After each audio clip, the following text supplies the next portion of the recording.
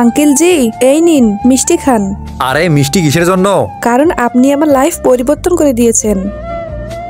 আমি? কেন জোকিং করতেছো তুমি? আমি হইতেছি এক অটো ড্রাইভার। আমি তোমার জীবন কিভাবে পরিবর্তন করে দিব? মনে হয় আপনি ভুলে গেছেন, কিন্তু কিছুদিন আগে আমি আপনার অটোতে বসে কোথাও গিয়েছিলাম। দাঁড়ান দাঁড়ান আঙ্কেল।